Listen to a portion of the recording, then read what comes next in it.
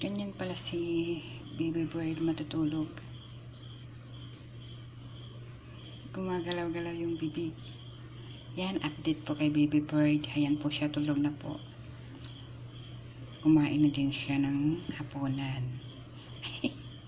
Biglang nagising. Hello, baby bird. Ayan, tulog na tulog siya. Tapos gumagalaw yung bibig niya.